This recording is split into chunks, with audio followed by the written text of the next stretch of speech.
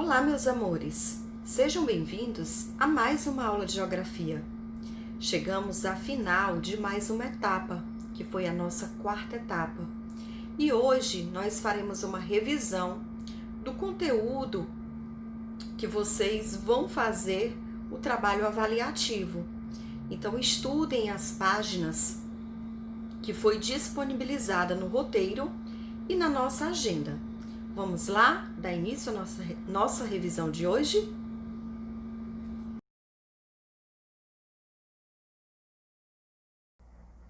O clima.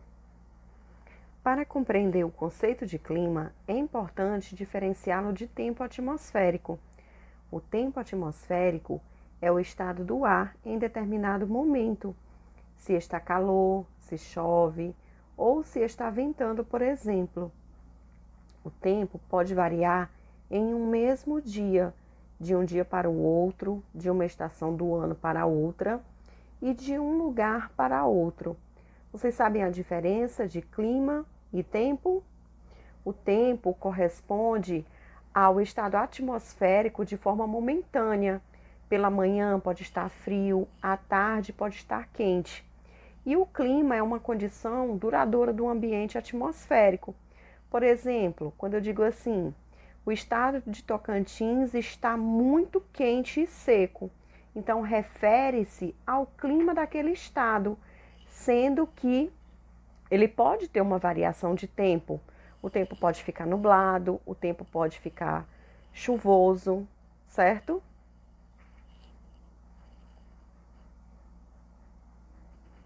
A sucessão das variações do tempo atmosférico em determinado local constitui o clima dessa região.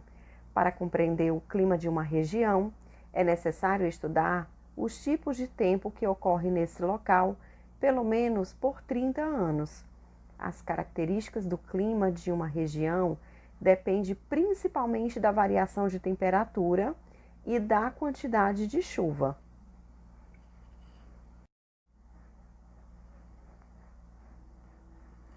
Diversos fatores determinam os diferentes tipos de clima da Terra. Eles ocorrem por influência de correntes marítimas, ventos, proximidade do mar, presença de vegetação e de relevo, além de serem determinados pela própria localização do lugar no planeta. Outro fator que influencia o clima é a altitude, ou seja, em locais de serra e montanhas, por exemplo, o clima geralmente é mais frio do que em locais situados no nível do mar. Então, esses fatores que determinam os diferentes tipos de clima, eles ocorrem por influências das correntes marítimas, dos ventos, da proximidade do mar, da presença da vegetação e do relevo. E elas são determinadas pela própria localização do lugar no planeta. E outro fator que influencia o clima é a altitude. E em locais de serra e montanhas, o clima é mais frio. Observe as imagens a seguir. Então, a primeira imagem, ela está mostrando uma serra, gelo na estrada da Serra de Urubici. Praia do Luz, em Imbituba. As estações do ano. Você sabe como é o clima nas estações do ano do Brasil? No Brasil, o verão costuma ser quente. Nessa época, em muitas localidades, é comum chover bastante. O inverno, por sua vez, é a estação em que geralmente faz mais frio. Em alguns locais, o frio é tão intenso que chega a nevar, como você observou na foto da página anterior. Há também no país locais onde faz calor o ano inteiro. Então, no Brasil, o verão ele costuma ser bem quente e nessa época, em algumas localidades, é comum chover bastante. E o inverno geralmente faz muito frio. Aqui mesmo no nosso estado do Ceará, nós temos algumas serras que em um certo período do ano é muito frio que você chega a ver o nevoeiro. Você anda como se estivesse assim nas nuvens, de tão branco que fica. de tanto frio que faz. E existe alguns locais onde se faz calor o ano inteiro. Observe a imagem. Vista da praia de Boa Viagem, em Recife. A mesma praia no inverno de 2016. Então, a mesma praia, ela está na época quente e a mesma praia no inverno no ano de 2016.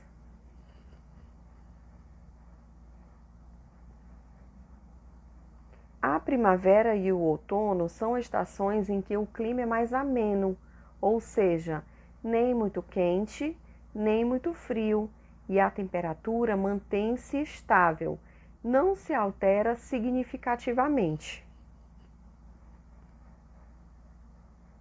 Ipê roxo, florido em Araguari. Então, na primavera e no outono, são estações em que o clima nem é muito quente e nem é muito frio, ele é ameno e a temperatura ela se mantém estável. O clima e o cotidiano.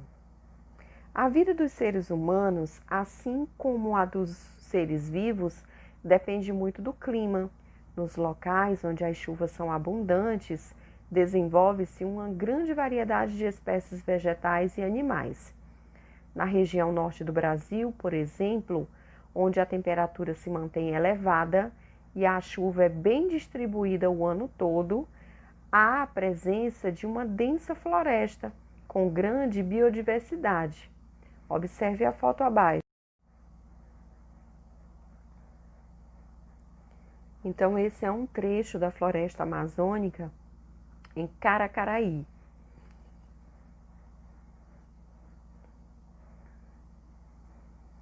O clima e o cotidiano.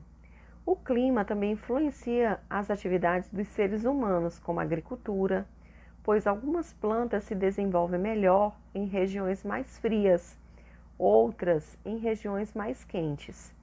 Nas regiões onde chove pouco, onde as chuvas ocorrem em apenas uma época do ano, os agricultores precisam realizar investimentos em irrigação, aproveitando a água dos rios, dos açudes, do subsolo, ou armazenando a água nos períodos de chuva para poder utilizá-las nos períodos de seca. Então, o que acontece? O clima também ele influencia nessas atividades, principalmente na agricultura. Nas regiões onde chove pouco, o que é que os agricultores fazem? Eles realizam investimentos para irrigar a terra. Eles aproveitam a água dos rios, dos açudes, dos subsolos ou armazenam essa água no período que está chovendo para poder utilizá-las quando tiver seco, no período da seca.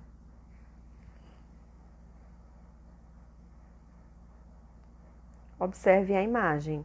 Nessa imagem vocês podem observar aquela caixinha azul ali é uma caixa d'água, é uma cisterna, aonde serve para armazenar água da chuva, para quando a chuva for embora, o período chuvoso acabar, eles ter como ter água naquela região. Propriedade rural do sertão de Paratinga. Curiosidade: efeito estufa, aquecimento global e o clima na Terra.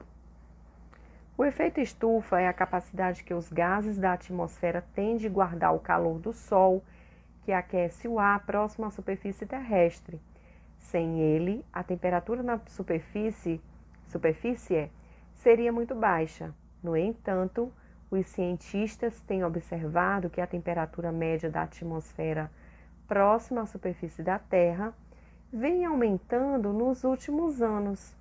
Esse fenômeno é chamado de aquecimento global e é provocado pelo aumento da quantidade de gases responsáveis pela retenção de calor na atmosfera terrestre. Mas o que tem aumentado a concentração desses gases? Leia o texto a seguir.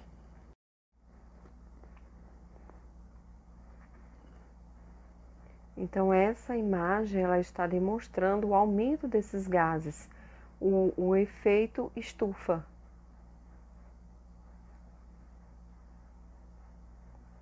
Todas as atividades humanas, especialmente desmatamento, a queima de combustíveis fósseis, carvão, petróleo e derivados, agropecuária, o desperdício de alimentos e a produção de energia elétrica, geram gases de efeito estufa na atmosfera, que causam o aquecimento global e as alterações do clima no planeta.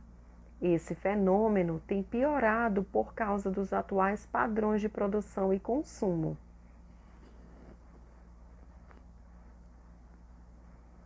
Não são só os governos e as empresas que devem se comprometer com a luta contra o aquecimento global. Cada um de nós pode rever seus hábitos de consumo como forma de combate às mudanças climáticas.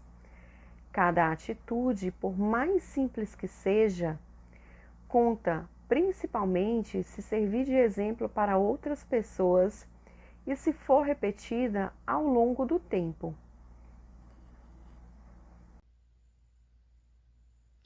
A vegetação. O que é vegetação? Vegetação é o conjunto de plantas e árvores que nascem e crescem naturalmente em uma região sem ter sido plantadas pelas pessoas. Então, vegetação é isso. As sementes são espalhadas pelo vento, pela água das chuvas e dos rios e também pelos animais. Os tipos de vegetação estão relacionados ao clima e ao relevo, ao tipo de solo de cada região. Então, a vegetação é o conjunto dessas plantas, dessas árvores, que elas nascem naturalmente em uma região sem que ninguém tenha plantado. Então, como é que isso acontece? Essas sementes, elas se espalham tanto pelo vento, como pela água das chuvas, dos rios e também até pelos animais. Então, os tipos de vegetação estão muito relacionados ao clima, ao relevo e ao tipo de solo de cada região.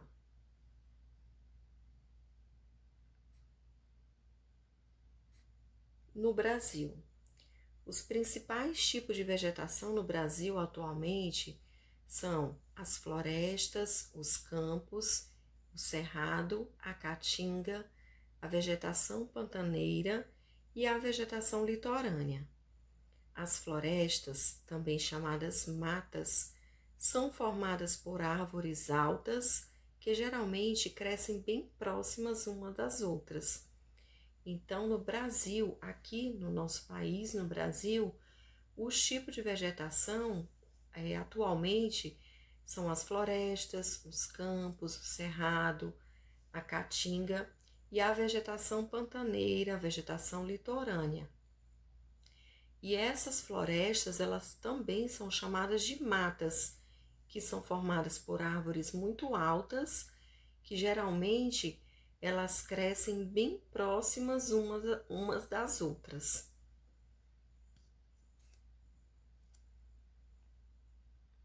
A floresta amazônica é uma das mais importantes do mundo pela sua extensão e porque abriga uma enorme variedade de espécies de plantas e de animais. Ela depende do calor e das chuvas constantes, e sua existência está associada aos rios da região. Parte dessa floresta é frequentemente inundada pelas águas desses rios. Nas partes não inundadas fica a mata de terra firme, onde estão as árvores mais altas, com mais de 50 metros de altura. Então, a floresta amazônica, ela é uma das mais importantes do mundo. Por quê?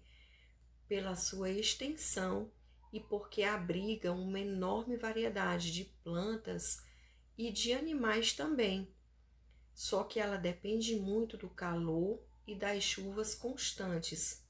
A sua existência, ela está associada aos rios da região. Então, parte dessa floresta é frequentemente inundada pelas águas desses rios. E a floresta amazônica, ela se estende por áreas de outros países da América do Sul, como Venezuela, Peru e Colômbia. Apesar de estar em grande parte conservada, essa floresta ela vem sendo desmatada para ceder espaço à produção agrícola, principalmente o cultivo de soja e a pecuária.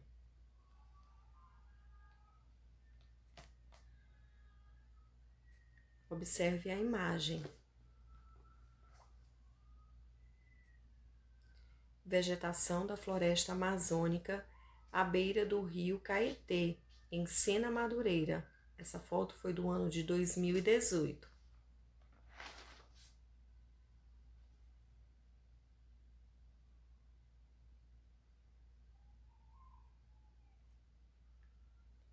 A Mata Atlântica, assim como a floresta amazônica, apresenta grande biodiversidade, mas está ameaçada pela urbanização. Segundo o IBGE, quase 60% da população vive em cidades próximas à região da mata. Em 1500, a Mata Atlântica estendia-se por áreas de todo o litoral do território brasileiro, mas ela foi sendo devastada pelas atividades humanas e hoje ocorre em áreas isoladas, como nas Serras do Mar e nas Serras da Mantiqueira, na região sudeste do Brasil. Então, assim, a Mata Atlântica, assim como a floresta amazônica, ela apresenta uma grande biodiversidade, mas ela está ameaçada pela urbanização, ou seja, vem acontecendo vários desmatamentos para dar espaço à urbanização. E segundo o IBGE, quase 60% da população vive em cidades próximas à região da Mata Atlântica.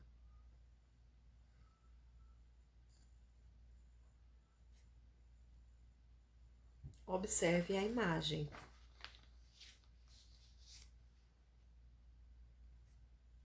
Mata Atlântica no Parque Estadual da Serra do Mar, em São Sebastião.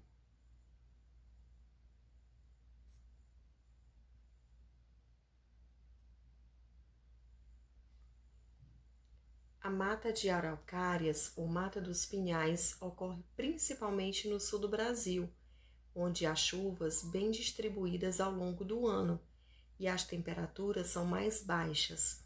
Como o próprio nome diz, nesse tipo de vegetação predominam as araucárias, árvores grandes que chegam a 50 metros de altura, com folhas estreitas e duras, que crescem em galhos bem apertados. Sua semente, o pinhão, é comestível.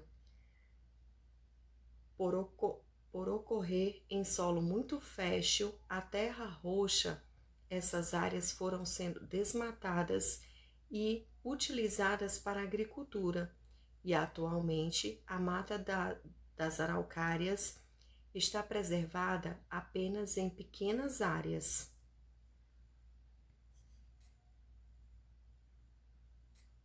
Observe a imagem.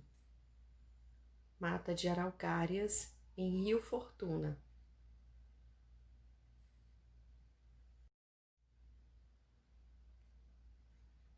A Mata dos Cocais é constituída de palmeiras, com predominância do babaçu e em menor ocorrência da carnaúba, das quais são extraídas matérias-primas para a produção de óleo, de cera, de sabão e fibras, por exemplo.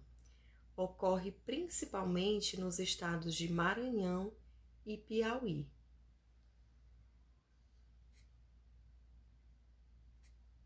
Observe a imagem. Mata dos Cocais, em Cajueiro da Praia.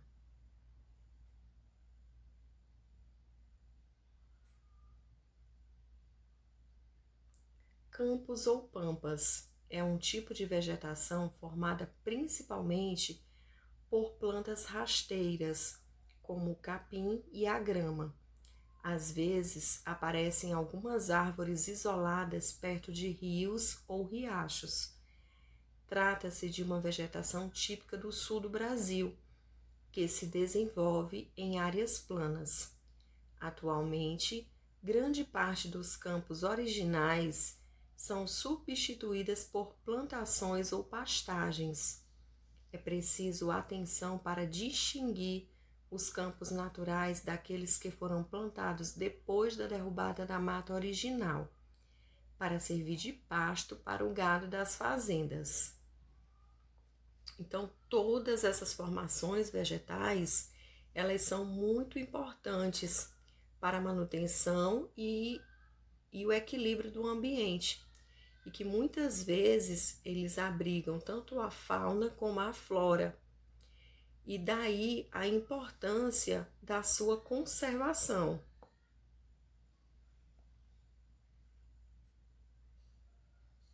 Observe a imagem. Campos nativos do Pampa Gaúcho, em São Borja.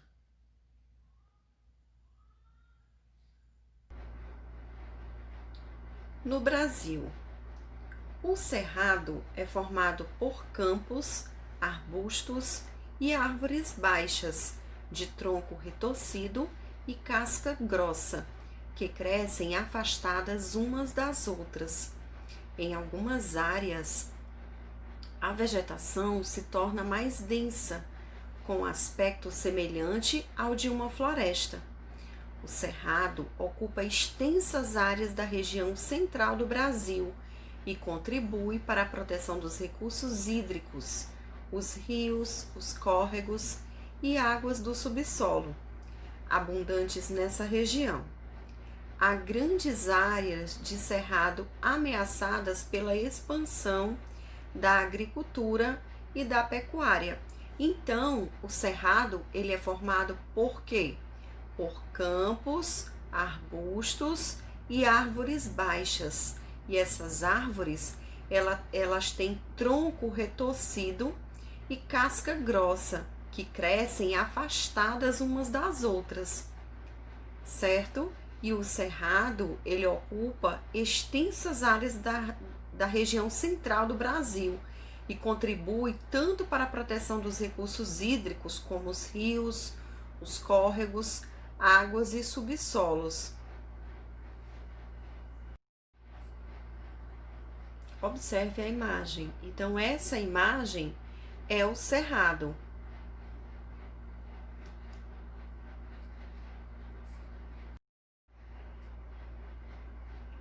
E agora vamos ver a caatinga.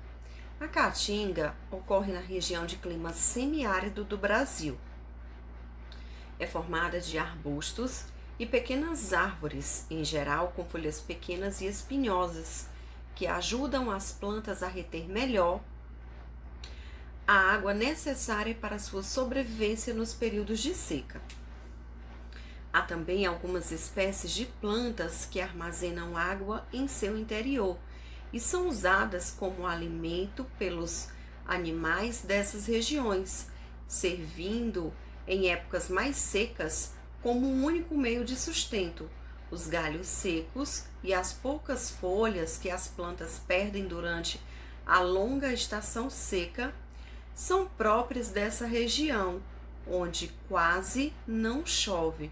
Então, a caatinga, ela ocorre na região de clima semiárido do Brasil e ela é formada por arbustos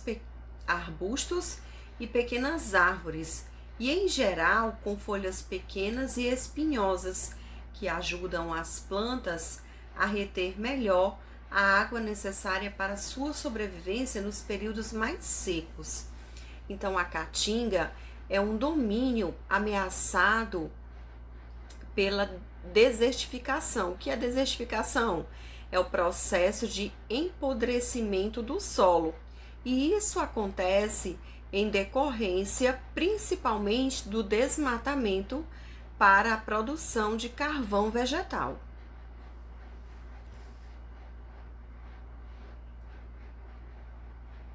Observe a imagem. Então, essa imagem está mostrando a caatinga.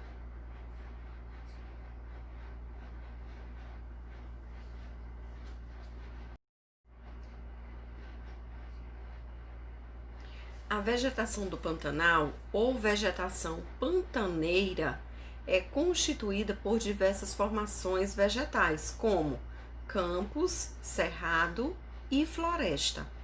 Ocorre exclusivamente na planície do Pantanal, localizado na região centro-oeste do Brasil.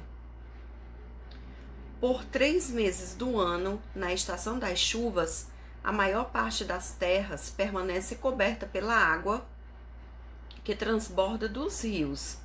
Nela vivem inúmeras espécies de animais. Atualmente, a área vem sendo afetada pela criação de gado, pela exploração mineral e pela contaminação por agrotóxicos utilizados na agricultura. Então, a vegetação do Pantanal, ou vegetação pantaneira, como é conhecida, ela é constituída por diversas formações vegetais. Quais são essas formações vegetais? Os campos, o cerrado e a floresta. Observe a imagem. Então, essa é a vegetação do Pantanal.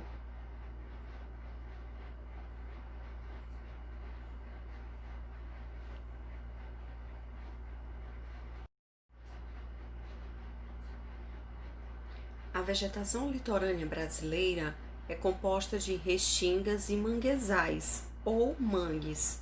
As restingas são um tipo de vegetação formado por gramíneas, arbustos e pequenas árvores adaptadas ao solo arenoso. Elas foram quase totalmente destruídas pela ocupação humana, mas ainda existem áreas preservadas, algumas utilizadas para estudo.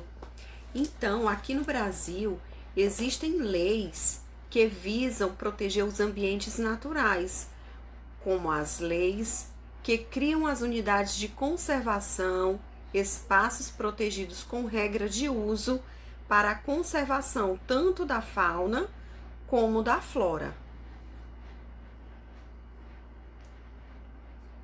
Observe a imagem. Vegetação de restinga na Praia da Baleia, em Anchieta.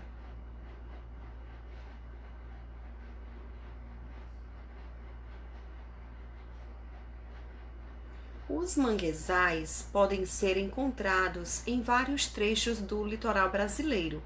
Esse tipo de vegetação se desenvolve na beira de rios, em áreas que são inundadas pela maré, ou onde há solos lodosos com aspectos de lama mole e escura.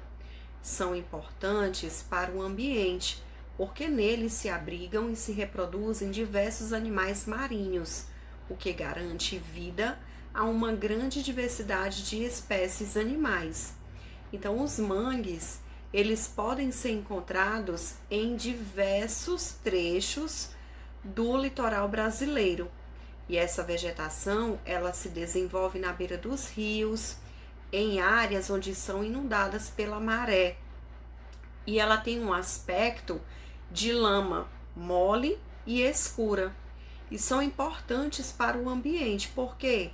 Porque neles se abrigam, tanto se abrigam como se reproduzem diversos animais marinhos, como por exemplo, o caranguejo. O caranguejo, ele é capturado nos manguezais, nos mangues.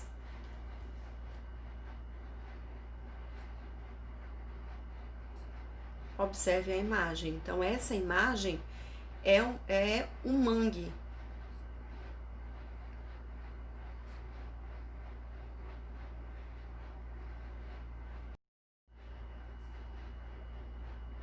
A importância da vegetação. A vegetação, independentemente de suas características, é muito importante para a reprodução da vida animal e também para a preservação dos solos, pois evita a erosão, especialmente às margens dos rios.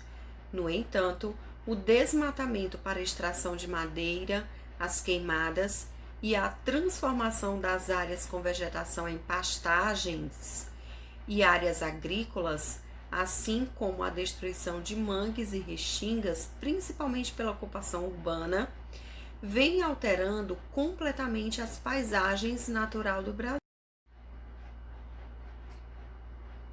A conscientização sobre a importância dos diferentes tipos de vegetação para a preservação da vida na Terra é uma mudança radical de atitude por parte do ser humano e são medidas necessárias para a manutenção do equilíbrio do planeta em que vivemos. Então, essa conscientização tem que partir primeiramente de nós, seres humanos. E existem organizações não governamentais, que são ONGs, são entidades sem fins lucrativos, que elas lutam pela preservação da diversidade biológica do nosso planeta. Observe a imagem. Turistas caminham no Parque Nacional de Aparados, na Serra, em Cambará do Sul. Mudanças na paisagem. Observe nas fotos abaixo algumas paisagens do Brasil. Paisagem do Cânion, do Monte Negro, em São José dos Ausentes. Paisagem da cidade de Salvador.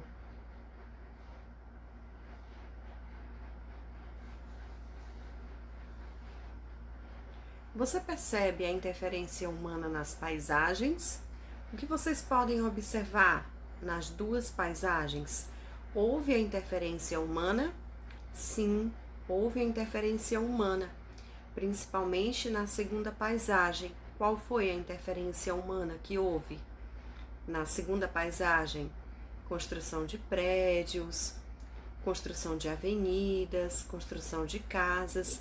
Então, houve uma mudança na paisagem, que na primeira figura não há.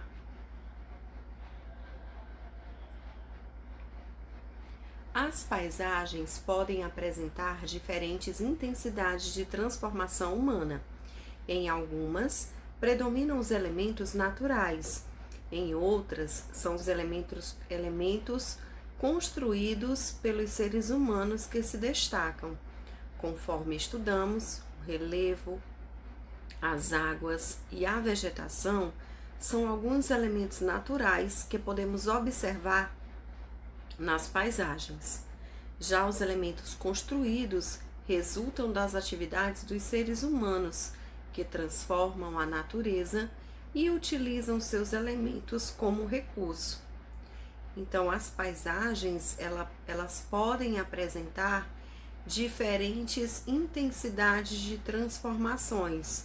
Umas pode estar mais transformada que outras.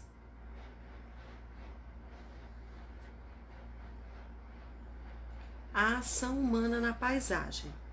O ser humano modifica a paisagem de acordo com as suas necessidades, ou seja, ele constrói casas, prédios, fábricas, avenidas, viadutos, túneis e pontes, barragens para represar as águas dos rios, canais de irrigação para levar a água de um local para outro, aterros em praias para conseguir ocupar novas áreas. Então, todas essas coisas foi o ser humano que modificou a paisagem, e ele modifica de acordo com as suas necessidades.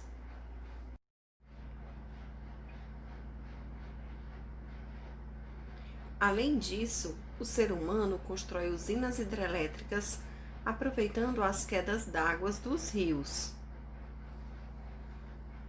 Então, essa figura é uma usina hidrelétrica, onde o ser humano aproveitou a queda d'água dos rios e construiu uma usina hidrelétrica.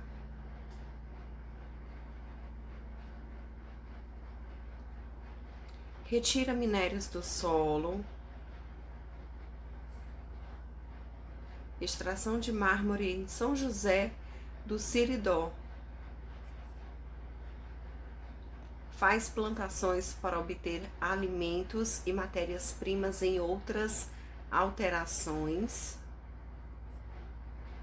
plantação de bananas com sistema de irrigação. Mossoró localiza-se na região de clima semiárido. No entanto, a irrigação das plantações possibilita o cultivo de espécies de clima tropical. Então, essa também é uma ação do ser humano. Agora vamos ver as consequências da ação humana. Muitas vezes, as modificações que o ser humano faz nas paisagens trazem prejuízos à natureza e afetam o desenvolvimento da região. A derrubada de árvores sem que haja reflorestamento e a poluição de rios e mares são exemplos de ações humanas que podem trazer sérias consequências para o ambiente, prejudicando os seres humanos. Então, essas modificações que o ser humano faz nas paisagens também podem trazer prejuízos à natureza e afetar todo um desenvolvimento de uma região, como por exemplo, a derrubada de árvores. Eles derrubam as árvores e não fazem o reflorestamento. Então, a poluição de rios também, a poluição dos mares, todos eles são exemplos de ações humanas que podem trazer sérias consequências para o ambiente. Observe a imagem. Plantação de soja em Belterra. Ao fundo, vegetação original da floresta amazônica.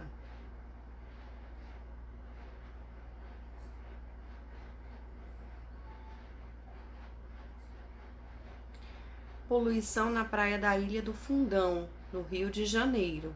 O lixo jogado no mar volta para as praias com as marés.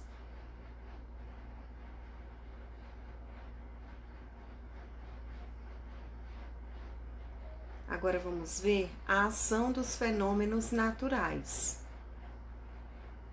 Além dos seres humanos, a água da chuva, dos rios, dos mares e o vento também provocam modificações nas paisagens. No entanto, não conseguimos perceber muitas dessas transformações, porque elas ocorrem bem lentamente ao longo de milhões de anos. A água das chuvas modifica o relevo, como você já estudou. Ela desgasta os terrenos mais elevados, deixando-os mais baixos, e leva pedaços de rocha e solo para outras áreas, transformando as paisagens tanto dos locais de origem desse material, como de onde ela se depositou. Então, além dos seres humanos, a água das chuvas, dos rios, dos mares e o vento também provocam modificações nas paisagens.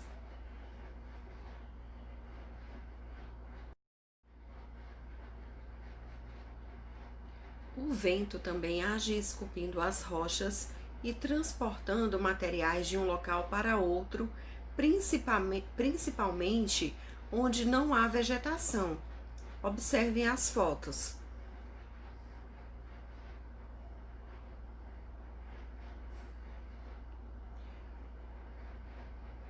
Oásis de Farafra, no Egito. A ação do vento esculpiu essas rochas. Então não foi ninguém que fez, foi a ação do vento que foi esculpindo essas rochas.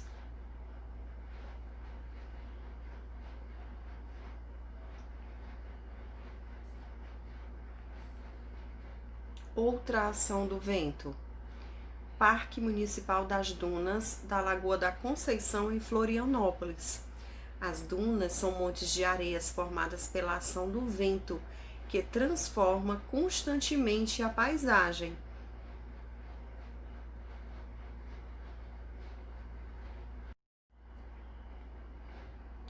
A água do mar, ao bater por um tempo em um determinado terreno, também retira dele materiais, como solo e areia, e os leva para outros locais. Observe a imagem. Desgaste do relevo causado pela ação da água no mar das falésias de Beberibe. Então, nós temos um exemplo aqui de desgaste do relevo pertinho da nossa cidade, né? Aqui na cidade de Beberibe, nas falésias. Então, esse é um desgaste do relevo causado pela ação da água do mar.